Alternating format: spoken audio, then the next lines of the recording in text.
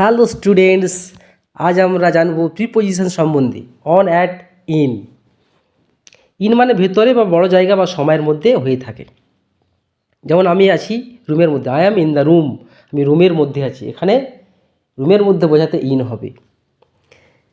In the car, আমি গাড়ির মধ্যে আছি, এখানে বোঝাতে গেলেও গাড়ির মধ্যে আছি বোঝালেও ইন হবে। অন হবে না, অন দ্য কার হবে না। কেন অন দ্য কার হবে না, কেন ইন দ্য কার হবে? এই জন্যই, যেখানে শুধু বসে থাকতে পারবো, where we can sit only, যেখানে শুধুমাত্র বসে থাকতে পারবো সেখানে ইন হবে। যেমন গাড়িতে শুধু বসে থাকতে পারি, দাঁড়াতে পারে না, অথবা চলতে পারি না, we can not stand or walk.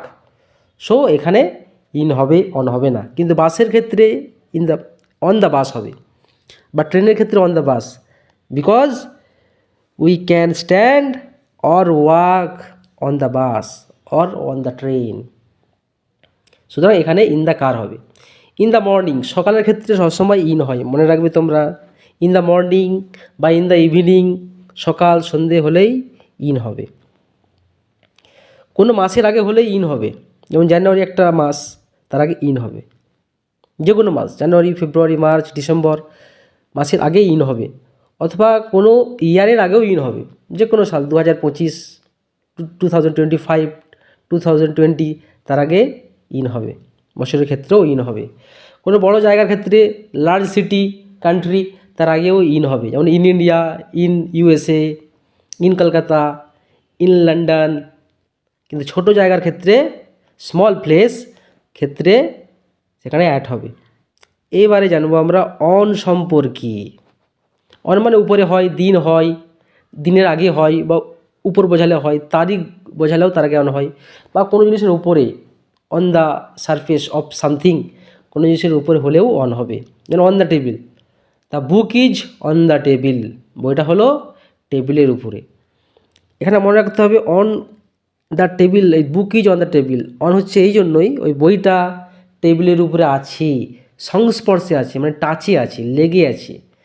যখন কোনো জিনিসের সংস্পর্শে বা লেগে বা টাচে থাকবে তখন অন হবে।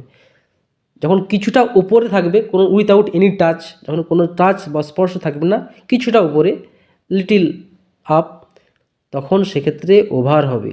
যেমন the fan is over my head, ফ্যানটা আমার মাথার উপরে আছে। The fan is hanging over my head, ফ্যানটা আমার মাথার উপর ঝুলছে, সেখানে ওভার হবে। কারণ কোনো টাচ নেই, মাথার সঙ্গে ফ্যানের কোনো টাচ নেই। There is no touch between my head and the fan, এখানে ওভার হবে। কিন্তু যেহেতু টাচ আছে টেবিলের উপরে বইটা, the book is on the table, সুতরাং টাচ আছে বলে, স্পর্শ আছে বলেই অন হলো। সেরকম একই ক্ষেত্রে অন দ্য ওয়াল, টাচ আছে, দেওয়ালে ঝুলছে, দেওয়ালে আছে। The photo is on the wall, দেওয়ালের উপরে আছে, টাচে আছে, the photo is on the wall, এখানে অন দ্য ওয়াল হবে, অন হবে। কোনো বারের আগে, কোনো ডে এর আগে, বিফোর এনি ডে, কোনো বারের আগে অন হবে। যেমন মনডে, এর আগে অন হবে। যে কোনো ডে, টিউসডে, সানডে, কোনো বারের আগেই অন হবে।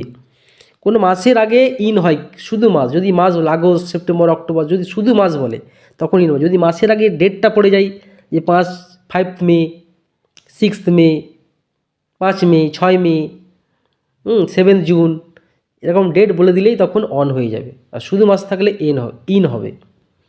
আগে বলেছি বাসের ক্ষেত্রে অন হবে, ইন হবে না, কারণ বাসে we can stand or walk, আমরা হাঁটতেও পারি, বসে থাকতেও পারি, অথবা দাঁড়াতেও পারি, সব কিছুই করতেই পারি।